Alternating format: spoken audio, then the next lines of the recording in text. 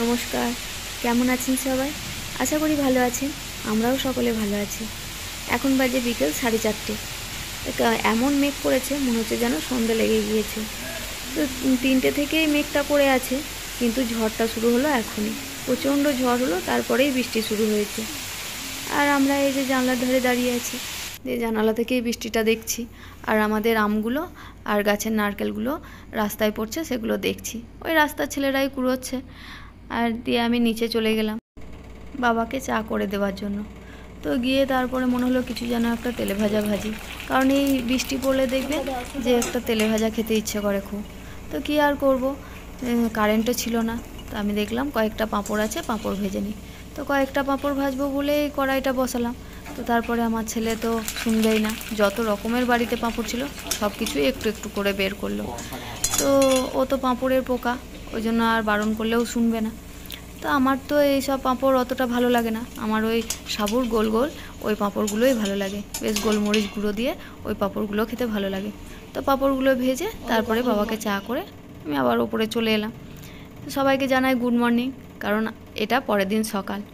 তো কালকে ঝড় বৃষ্টি হওয়ার জন্য আজকে সকালেও সেরকম রোদ করেনি, বেশ মেঘলা মেঘলা হয়ে আছে। আর আবহাওয়াটাও এত সুন্দর, বেশ ঠান্ডা ঠান্ডা হয়ে আছে।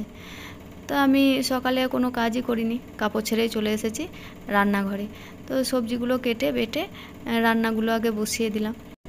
কালকে বিকেলে ঝড় বৃষ্টি হওয়াতে বাড়ি ঘরের অবস্থা খুব বাজে হয়ে আছে ধুলোতে। রান্না করে তারপরে ওগুলো পরিষ্কার করতে লাগবো। আর ঝড় বৃষ্টিকে পারা যায়, এই ভয় লাগে আমার ওই বিদ্যুৎ চমকানো আর বাজ পড়াকে। মানে এত ভয় লাগে ওই বাজ পড়াটাকে যে কি বলবো। আগে তো ভয় লাগতো, এখন আবার ওই ভয়টা আতঙ্কে পরিণত হয়েছে। আমরা গত বছর দার্জিলিং গেছিলাম, ওই 3 দিন ছিলাম দার্জিলিংয়ে। আর যেদিন আসবো সেদিনকে আমরা রাত্রে ট্রেন ধরেছিলাম ওখানে, আর ভোরবেলা নামি। আমরা যেদিন ট্রেন ধরেছি সেদিনকেই দুপুরবেলা আমাদের বাড়ির ছাদে বাজ পড়ে। তো বাবা আমাদেরকে আর ফোনে জানায়নি। তো আমরা ভোরবেলা নামলাম, তখন শুনলাম যে আমাদের বাড়িতে বাজ পড়েছে। আর তার সঙ্গেই তো ফ্যান, টিভি, ইনভার্টার, এসি, বাড়িতে যা যা কারেন্টের জিনিস ছিল সবই নষ্ট হয়ে গিয়েছে। তো আমরা এসে ক্লান্ত হয়ে শুয়ে পড়েছিলাম। আমি আর দেখিনি কিছু, ছেলেটাকে নিয়ে শুয়ে পড়েছি। আর ও এসে মিস্ত্রিদেরকে ডাকাডাকি করতে লেগেছে, ও আর এসে রেস্ট পায়নি। তো আমি সকালে 9টার সময় উঠলাম, উঠে ছাদে গিয়ে দেখি আমাদের ছাদের একটা সাইড ভেঙে গেছে বাজ পড়ে। আর তাতেই আবার হয়েছে আর এক ভৌতিক কাণ্ড। মানে ঘরের দেওয়ালে হাত দেওয়া যাচ্ছে না, কোনো দেওয়ালেই হাত দেওয়া যাচ্ছে না। মানে আগুনের মতো গরম, ওই দিক দিয়ে পাস হলে মানে আগুনের মতো ছ্যাঁকা লাগছে মনে হচ্ছে।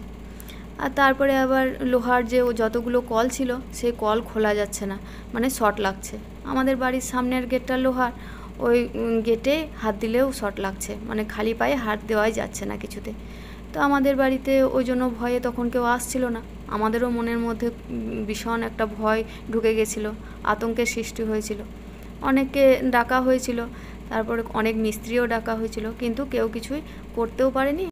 আর কিসের জন্য এসব হচ্ছে সেই কারণটাও কেউ বুঝতে পারেনি। তো 2-4 দিন পর আমাদের কারেন্টের অফিসে খবর দিল। ওরাও প্রথম দিন এসে কিছু বুঝতে পারলো না, কিন্তু দ্বিতীয় দিন এসে ওরা দেখতে পায় যে 2 তলায় 3 তলায় আমাদের একটা তার গলে দেওয়ালে লেগে আছে। তখন ওরা বুঝতে পারে যে এই তারটার জন্যই পুরো বাড়িটা শর্ট হয়ে আছে। তো ওরা এসে ঠিক করে দিল। তো আমার রান্নাও হয়ে গেছে, দেখুন আপনাদের সঙ্গে কথা বলতে বলতে। ওকে খেতে দিয়েছি, দিয়েছে। কালকে ঝড়ে জানালা দরজাগুলো ধুলোতে ভর্তি হয়ে গেছিলো, এগুলো সব মুছতে লেগেছি। কালকেই মুছতাম, কিন্তু ঝড়টা থামতে থামতে বিকেল সন্ধে হয়ে গেছিলো প্রায়, আর কারেন্টও চলে গেছিলো, ওই জন্য কালার হয়নি। আজকে সকাল থেকেই মনটা কেমন করছিল যেন এই ধুলোগুলো দেখে। আমি এই ধুলো জমে থাকা একদম দেখতে পারি না, তো কখন মুছবো মনে হচ্ছিল। ওকে খেতে দিয়েই এগুলো মুছতে লাগলাম বালতি জল নিয়ে। তো দরজা জানালা সব লাগিয়েছি, অথচ ধুলোতে কিভাবে ভর্তি হয়ে গেছে। তো সমস্ত ঘর ঝাঁট দিয়ে মুছে নিলাম। আর সকাল থেকে মনে হচ্ছিল রোদ করবে না, তো এখন অল্প হালকা রোদ উঠেছে। তো আমার সব ঘর দুয়ার মোছা হয়ে গেল। তো চলুন আপনাদেরকে ছাদে নিয়ে যাই, দেখায় আমাদের কোথায় বাজ পড়েছিল।